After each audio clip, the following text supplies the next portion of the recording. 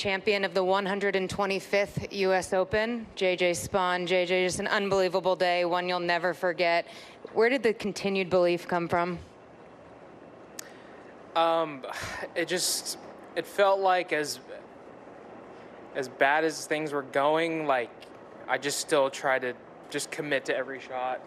I tried to just continue to dig deep. I mean, I've been doing it my whole life. And I think that's been the biggest difference this year, is being able to do that. And fortunately, you know, I dug very deep on the back nine, and you know, things went my way, and here we are with the trophy. Yeah, you work for this your whole life. No one can ever take that away from you. Where did this dream start, and you know, how do you put this moment into words? Yeah, I mean, you know, I grew up watching golf. I was a young kid, wanted to play golf. I loved golf. It was a passion for me growing up, and you know, always played with my parents growing up. And you know, one thing led to another. Wasn't really groomed to be like a professional golfer. I didn't, you know, get put through academies. I didn't play the AJGA. I played local stuff. I did qualify for actually my first big USGA event, which was the US Junior. I did that 2 times when I was like 16 and 17. And that's kind of when I realized my potential. But I just kept going like one foot in front of the other, and, you know, junior golf, college golf, turning pro, and now here I am with the U.S. Open trophy. We're going to open it up to questions. We'll start on the left. Claire? Congratulations. I'm wondering, during the delay, as you were walking back out, I heard your coach say something like trying too hard. What was that kind of mindset that you went back out to play with? Which one of my coaches? Josh Gregory, maybe? Yeah. Oh, it was on the putting green? No, it was out on the range. Oh, it was on the range. Yeah, I mean, it was kind of the theme for how the day was going. Was they're just like, dude, just chill. Like if you were given four shots back going into the back nine on Monday, like you would take that. So they just said, just let it come to you. Be calm. You know, just stop trying so hard. And that's what I was doing. You know, like I felt like I had a really good chance to win the U.S. Open, you know, at the start of the day, and it just unraveled very fast. But, you know, that break was actually the key for me to winning this tournament. On the right, we're going to go Jeff and then Zach. JJ, congratulations. Can you take us through the putt on 18? How much of a read did you get from Victor? And then did you know that if that went in that you would be champion?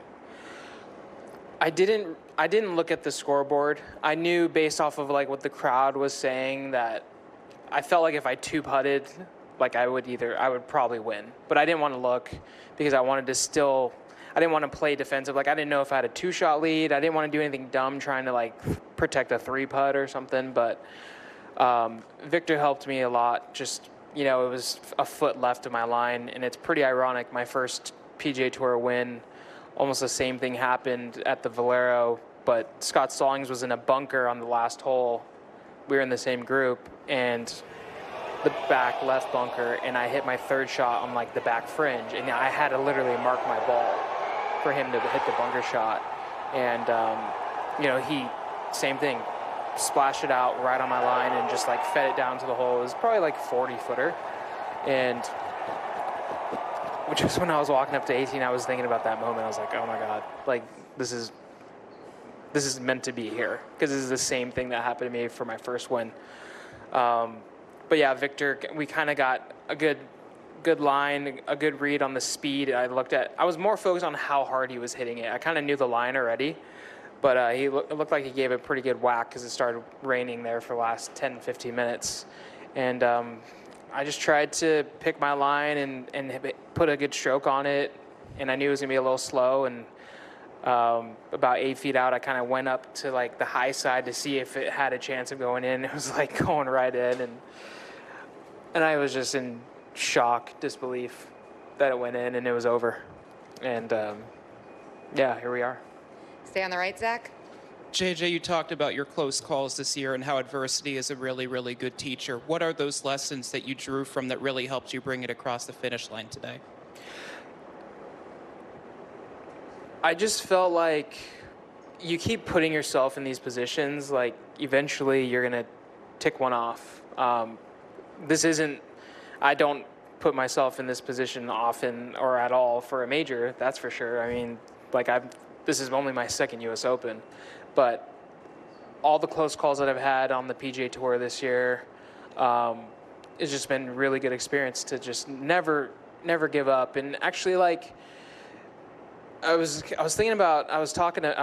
having lunch with Max Homa at home. We live in the same area. We belong at the same club, and he was telling a Tiger story where he's like, as long as you just like are still there, like just you don't have to do anything crazy, especially at a U.S. Open. He's like, Tiger said this would happen, and you know the wind will switch, but you just gotta just stay there. Like even if you're 4 back, like you just gotta stay there. Like you don't have to do anything crazy. And I kind of was thinking about that out there this afternoon, where you know I was 4 back, maybe going back out after the delay, and then you know I made some good pars, nothing crazy, and got a really good birdie, and then next thing you know I'm like tied for the lead, I think. And you know within 4 holes of the restart. So that just kind of goes back to that, like you just try to just stay there, like you don't have to do anything crazy, especially at a US Open. So all those things came true. We're going to go front left and then King. Congratulations, JJ. I just want to know, what was that moment like when you saw your daughters out on 18 green with you, and what are you most proud of about your fight, not only today but this week? Yeah, it was a very touching moment to see like my girls there, and you know they've never. Well, my oldest daughter, she was at the Valero when I won, and she was about the same age as my youngest daughter now. So it was so cool to just have my whole family there on Father's Day. It's just incredible. Like I have no words to describe like the moment and them being able to see me as the winner. And my daughter always asks me every time Dad goes golfing, she's like, "Were you the winner today?" And I'm just sometimes like, "Yeah, I was." And then she's like, "Well, where's my surprise?" But so today she's like, "You're the winner today." Like she got to see it. Like she didn't have to ask me. So that was a really fun moment. On the left. Oh, back left, Kyle.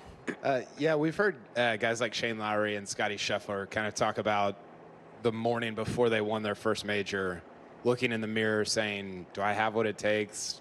Then telling themselves, "I do have what it takes." Did you have a moment like that either today or this week at any point? Well, today I was running to CVS in downtown because my daughter had a stomach bug and was vomiting all night long. So I was just like, okay. Like my wife was up at 3 a.m. and she's like, "Violet's vomiting, although she can't keep anything down." And so it was kind of a rough start to the morning. I'm not blaming that on my start, but it was just kind of like it fit the mold of what was going on, the chaos. But I don't think I had any. I didn't really like when I go back home after the round. You know, my kids are there, and it's such a big distraction where I'm not even having to dwell on anything or think too much, which is a good thing. Like the players was tough. You know, I was alone that week, and I'm just kind of sitting there and, you know, at night in my hotel room, like trying not to go on social media, trying not to go on Twitter or whatever, X. And it's nice to be able to have the kids to be around and be a dad, and that kind of keeps your mind off golf and, you know, kind of kept me in a calm, cool, collective mindset going into today. Second row on the right, Nick.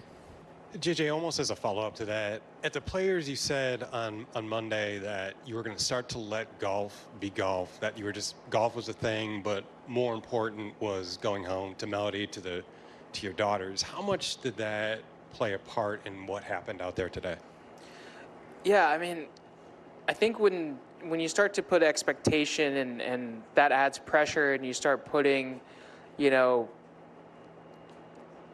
you just don't want to have that extra pressure. And you can do that easily by letting your mind wander, and what if this, and if I do this, what happens? And I used to do that all the time.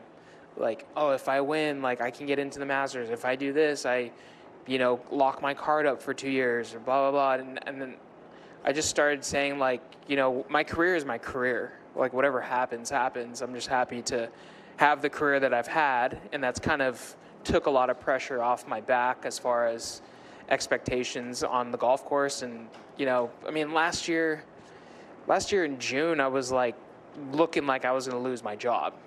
And kind of that was when I had that moment where, you know, if this is how I go out, well, I might as well go down swinging. It's kind of how my coach tells me about my golf shots, or like my golf swing on the course. Like if there's a challenging shot, he's like, at least you go down committing to the shot. Like, don't bail one outright because you feel uncomfortable. He's like, just go down swinging. Like if you're gonna, you might as well put the swing you want on it. And if it doesn't work out, then it doesn't work out. And that's kind of the mantra I've been having all year. Front left, King. Sorry, one more. When we were out there on Thursday, we talked about how you kind of admired Kobe Bryant. Was that your Kobe Bryant moment then on 18?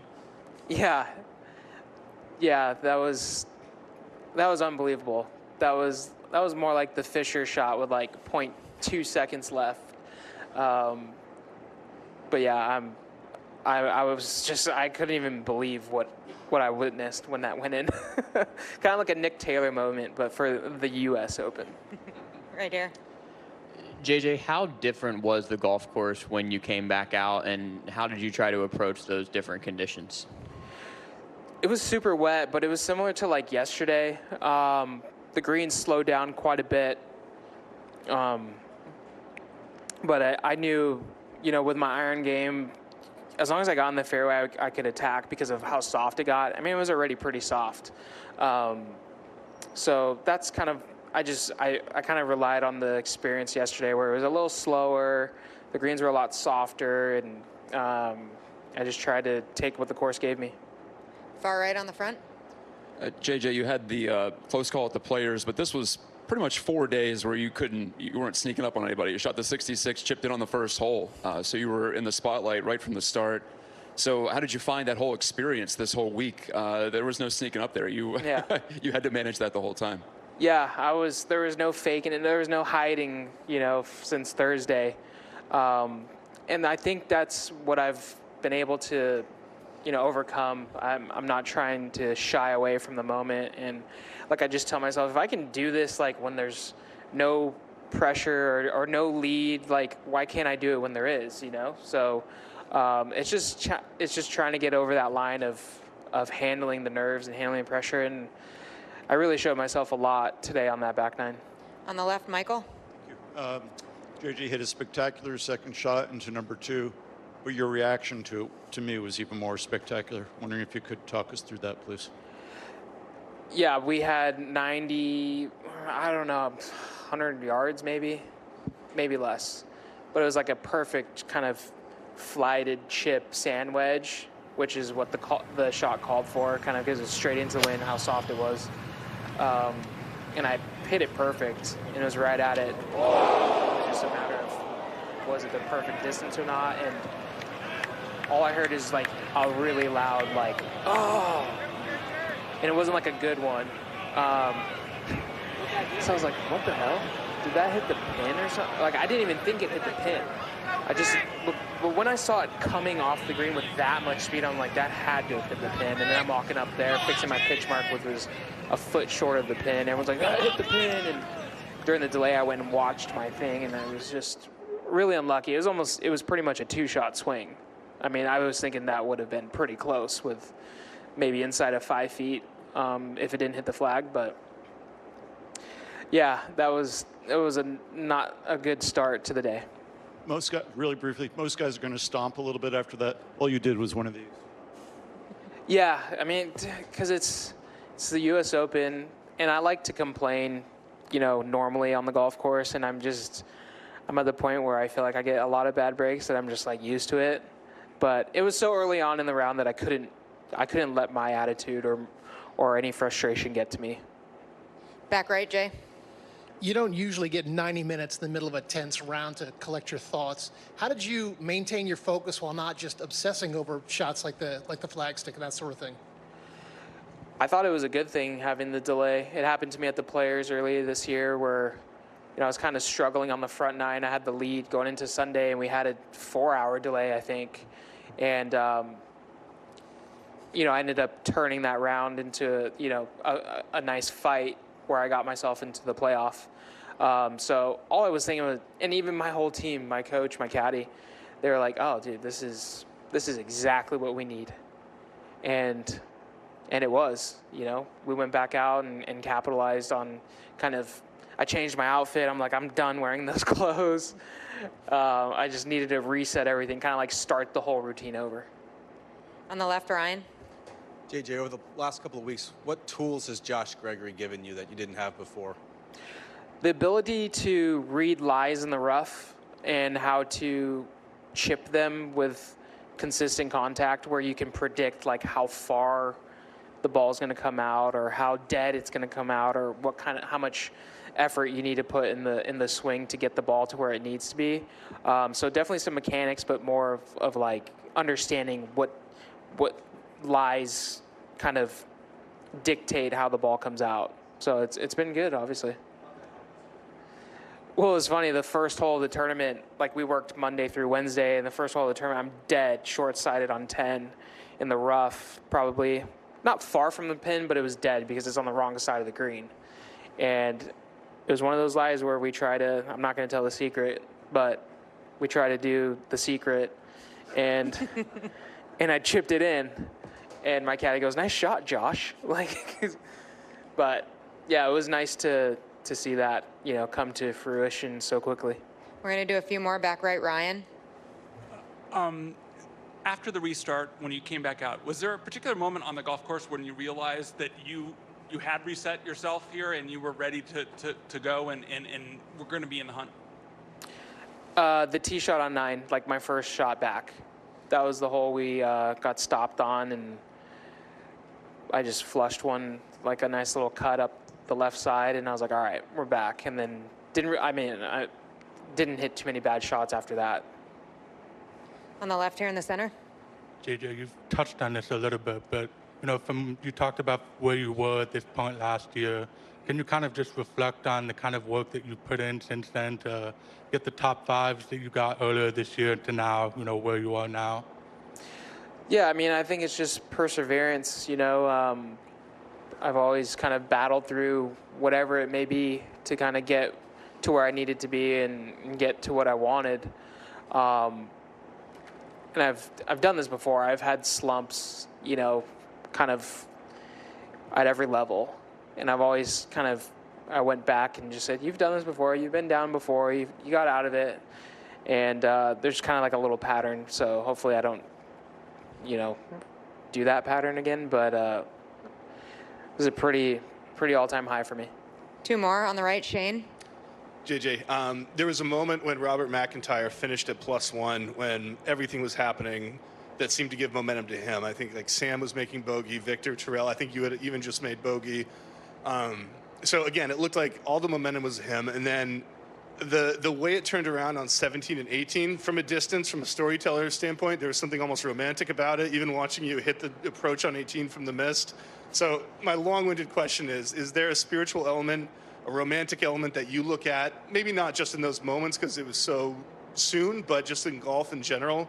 Do you ever kind of get that sort of extra feeling?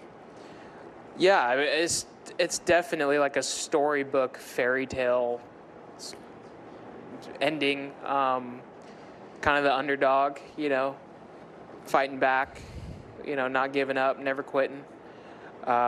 Yeah, with the rain and everything, and then the putt. It's just, you couldn't write a better story. And I'm just so fortunate to be on the receiving end of that. Thank you. On the left, Brentley. You talked about Josh earlier, but Adam and you linked up a few years back, and he's given you some talks over the years. Can you just talk about the Lou Holtz talk you guys had on Thursday, and how that kind of got your mind right before you went out and ultimately won this thing? Yeah, he loves to talk about Lou Holtz, how he would kind of tell Adam about his stories to get his team pumped up, and I can't phrase it how he does, but I'm not even going to try to say it. But he's been doing that a lot recently to kind of get my attitude and mindset right, and I think that's kind of one of the missing ingredients that I've been lacking the last couple years or so. And it's nice to kind of feel feel confident in what I'm doing, but also have, the mental side to it as well. And then to follow up on that, I see you carrying your daughter up the steps after making that putt. Are you the luckiest guy in the world after what happened these last 4 days? 100%, at least in my mind. Just to finish it off like that is just a dream. I mean, you watch other people do it. You see, the Tiger chip. You see Nick Taylor's putt. You see, crazy moments. And to have my own moment like that at this championship is, I'll never forget this moment for the rest of my life. Well, one more time, our 2025 U.S. Open champion, J.J. Spaun. Thank you, guys.